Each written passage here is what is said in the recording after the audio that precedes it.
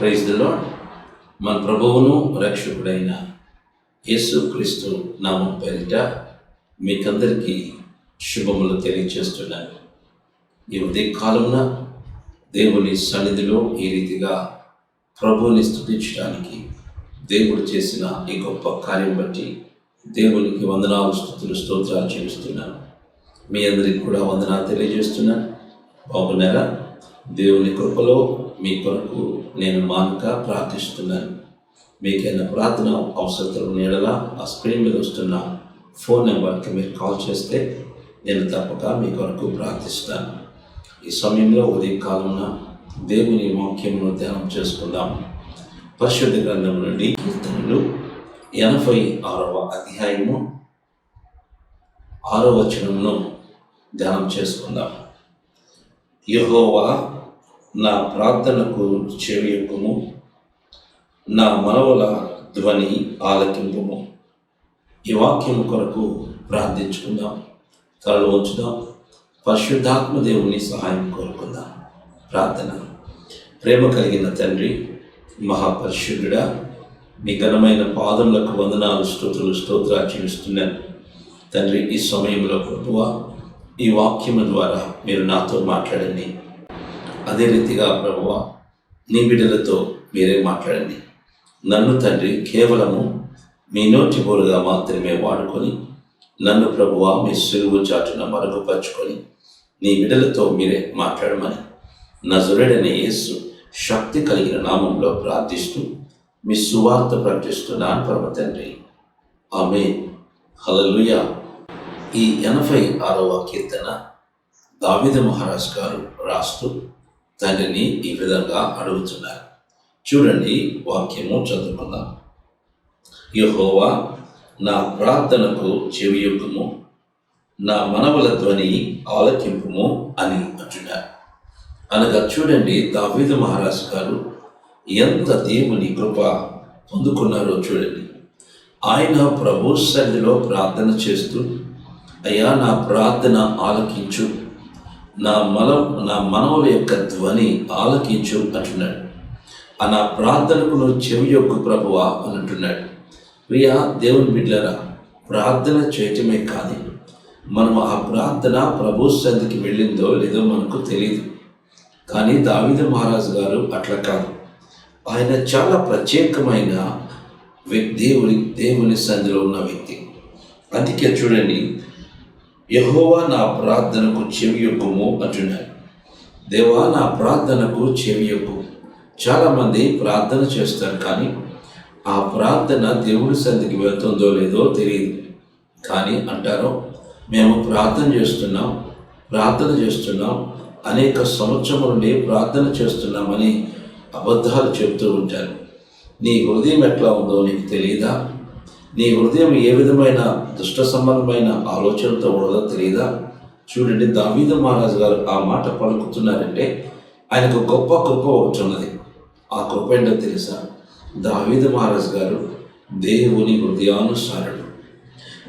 హృదయానుసారుడు కాబట్టి ఆయన చేసే ప్రతి ప్రార్థన దేవుని సన్నిధికి వెళ్తుంది. మరి నీవేనా దేవునికి హృదయానుసారురాలువా? నువ్వు దేవునికి హృదయానుసారుడువా? అంత పరిశుద్ధంగా, అంత ప్రార్థనాపరుడువా? దేవునితో నీకు ఎంత సంబంధం ఉన్నది? ఎన్ని గంటలు నువ్వు ప్రార్థన చేస్తున్నావు? ఎన్ని గంటలు ప్రభు సన్నిధిలో మొరపెడుతున్నావు? ఒక్కసారి ఆలోచించు. నీ కుటుంబానికే 99% సమయం ఈ కుటుంబానికి అప్పగిస్తూ 1% ఏదో గంట, అరగంట, 10 నిమిషాలు ప్రార్థన చేస్తే, నేను కొన్ని సంవత్సరం నుండి ప్రార్థన చేస్తున్నాను, నా ప్రార్థన దేవుడు వినట్లేదు అంటూ ఉంటారు చాలామంది. దేవుడు ప్రార్థన ఆలకించకుండా ఉండే దేవుడు కాదు. నీ హృదయాన్ని బట్టి దేవుడు ప్రార్థన ఆలకిస్తాడని అర్థం చేసుకో. దావీదు మహారాజు హృదయాన్ని బట్టి దేవుడు ప్రార్థన ఆలకించాడు. ఆయన హృదయానుసారుడు.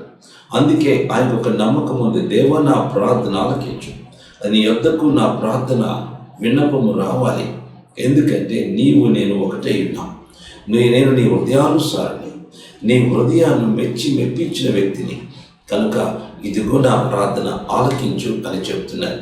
మరి ఎప్పుడు ఈ ప్రార్థన ఆ విధంగా పలకగలుగుతావు? నీవు కూడా పరిశుద్ధమైన జీవితం జీవిస్తూ క్రీస్తు కొరకు బ్రతికితే నీ ప్రార్థన ప్రభు సన్నిధికి చేరింది. అందుకే ఫస్ట్ మన ప్రార్థన దేవుని సన్నిధికి చేరాలంటే నీలో ఉన్న పాపము పోవాలా, నీలో ఉన్న లోక సంబంధమైన కార్యాలు తొలగిపోవాలా, నీలో ఉన్న భయంకరమైన ఈర్ష్యలు తొలగిపోవాలా, నీలో ఉన్న సాతాను తొలగిపోవాలా. అవి తొలగిపోవు. కానీ నేను ప్రార్థన చేస్తున్నాను, దేవుడు నా ప్రార్థన వింటున్నారని దొంగ పాటలు చెబుతూ ఉంటాను. ఇది ప్రభు దృష్టిలో బహు ఘోరమైన పాపం. అందుకే జాగ్రత్త. దేవుని సన్నిధిలో నీవు ప్రార్థన చేసేటప్పుడు నీ ప్రతి పాపంలో ఒప్పుకొని విడిచిపెట్టాలా, పరిశుద్ధంగా ఉండాలా. పరిశుద్ధంగా ఉన్న ప్రార్థన చేయి. ప్రతి అవసరతలు ఆయన మహిమలో నీకు తెలుస్తాడు. ఏది నీకు తక్కువ కాదు. దావీదు మహారాజు గారికి ఇచ్చిన కృప మనకి ఇవ్వరా? దావీదు మహారాజు గారు మనలాంటి మనిషి కాదా? ఆయన పరలోకం నుంచి దిగి వచ్చి దేవుని హృదయాన్ని గెలుచుకోలేదు.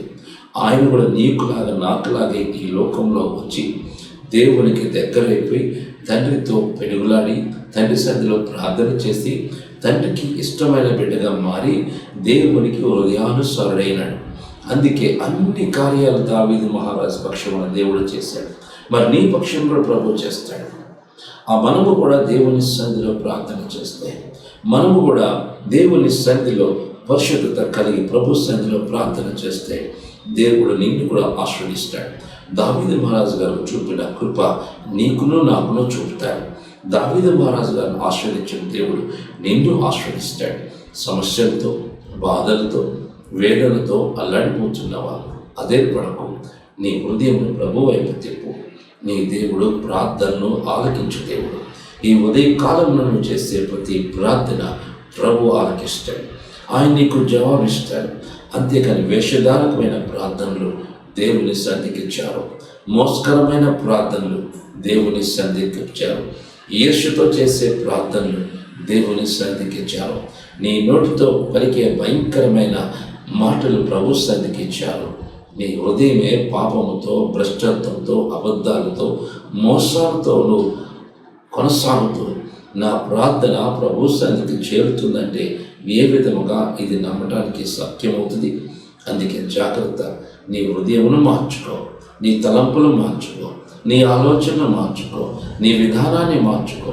దేవుని సన్నిధిలో పరిశుద్ధంగా ఉండడానికి ప్రయత్నం చేయి. ఒకవేళ పరిశుద్ధత లేదా నీకు తెలిస్తే ప్రభువుని అడుగు.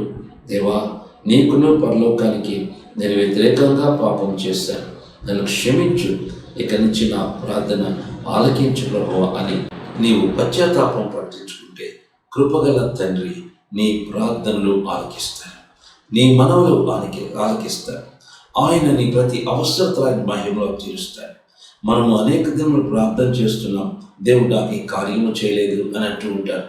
నీ హృదయం ఎట్లా ఉంది అది చూసుకో. నువ్వు దేవునికి ఏ విధంగా ఉన్నావు? దేవుని హృదయానుసారుడుగా దావీదు మహారాజు గారు ఉన్నారు కాబట్టి ఆయన అడిగిన ప్రతి ప్రార్థన విన్నపము ఆలకించి జవాబిచ్చేవాడు. మరి మనకెందుకు ఇట్లేదంటే నీ హృదయం జాగ్రత్త. అందుకే ప్రార్థన చేయి, పశ్చాత్తాపంతో కూడిన ప్రార్థన చేయి. దేవుడు కంపల్సరిగా నీ ప్రార్థన ఆలకిస్తాడు. నీవు కూడా నీ హృదయాన్ని మార్చుకో, మీ తలంపులు మార్చుకో, ఆలోచన మార్చుకో. ఇకనైనా ప్రభు వస్తున్నాడని భయం కలిగి, భక్తి కలిగి క్రీస్తులో బ్రతుకు. ఎంతకాలం ఉంటాం ఈ లోకంలో? ఎంతకాలం జీవిస్తాం ఈ లోకంలో? ఉన్న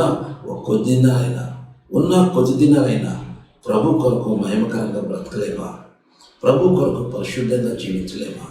ప్రభు కొరకు ఇన్నాళ్ళు ఇష్టం వచ్చేటప్పుడు బ్రతికే ఇక చాలు. ఇక నుంచైనా దేవుని కొరకు బ్రతకవా? నీ హృదయం నిన్ను అడగట్లేదా? దేవునితో యథార్థంగా బ్రతుకు అని దేవునితో కాటమని చెప్పట్లేదా? ప్రియా దేవుని బిడ్డ, అందుకే నీ హృదయం మార్చుకో, నీ తలంపులు మార్చుకో.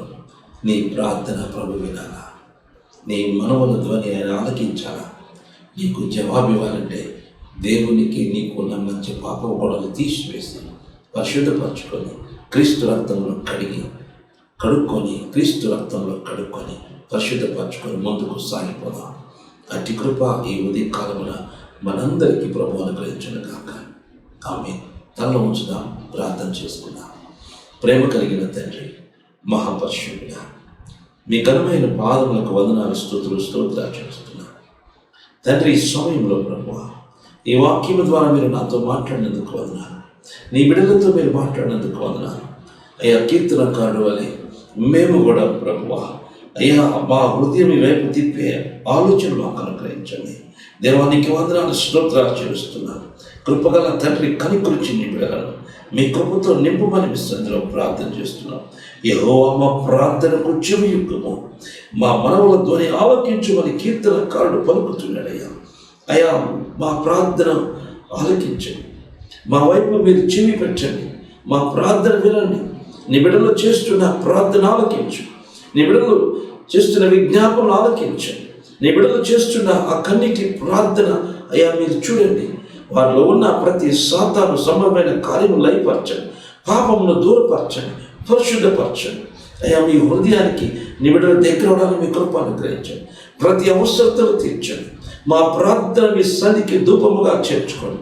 అనేక మంది వేదనలతో ఉన్నారు, అనేక మంది బాధలతో ఉన్నారు, సమస్యలతో ఉన్నారు. దేవాన్ని బిడ్డలకు ఆ సమస్య నుండి, వేదన నుండి, బాధల నుండి విడుదల కలిగించండి.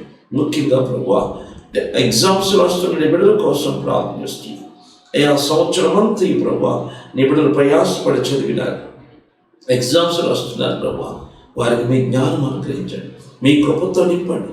రాసే ఎగ్జామ్స్లో గొప్ప విజయం పొందుకోరుగాక. మీ కృపగల హస్తంలో భద్రపరచండి. సమస్యలు ఉన్న వారికి విడుదల కలిగించండి. సమస్యలు ఉన్న వారికి విడుదల ప్రభువా మీరు వారి ప్రార్థన ఆలకించండి, మా ప్రార్థన ఆలకించండి. అయ్యా, మా ప్రార్థన మనవులో మీ సన్నిధికి చేరునుగాక. ఈ ఉదయ కాలమున ప్రతి బాధల్లో, శోధనలో, వేదనలో, ఆర్థిక ఇబ్బందులతో కొట్టుమిట్టాడుతున్న నీ బిడ్డలకు విడుదలను గ్రహించండి. అయ్యా, సమస్యలను విడుదల కలిగించండి. మీ శాంతిని, మీ సమాధానాన్ని, నెమ్మదులను గ్రహించండి. ఈ ఉదయ కాలమే నీ బిడ్డలకు దీవెనలు కురిపించబడను గాక. ప్రతి దుష్టుని కార్యములు లయమైపోనుగాక. మా హృదయం మీ వైపు తిప్పి అయ్యా మిమ్మల్ని స్తుతించి గణపరిచే గొప్ప ఘనత భాగ్యం అనుగ్రహించమే చేతిలో ప్రార్థన చేస్తున్నాం.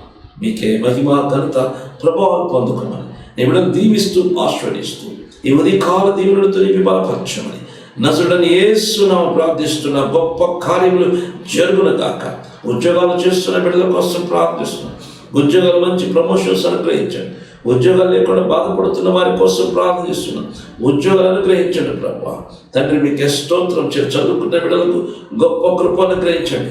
జ్ఞానముతో నీకు దీవించమని మీ సన్నిధిలో ప్రార్థన. పనుల కొరకు ఎదురు చూస్తున్న బిడ్డలకు విస్తారమైన పనులు అనుగ్రహించండి ప్రభువా.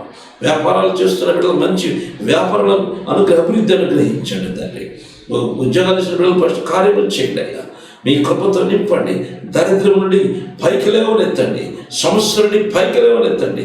గొప్ప ఉన్నతమైన కృప భాగ్యాలకు అనుగ్రహించమని సమృద్ధి దీవులతో నింపి ఆశీర్వదించి మీ నామానికి మహిమ తెచ్చుకోమని నీ బిడ్డలు దీపిస్తూ ఆశీర్వదిస్తూ ఈ ఉదయ కాలమున దీవులతో నింపి బలపరచమని ఈ దినమంతా మీ సన్నిధిలో తోడుగా ఉంచి ఆశీర్వదించమని యేసు నామమున ప్రార్థించి అడిగిపెట్టుకుంటున్నాను పరమ తండ్రి. Amen. Praise the Lord. God bless you.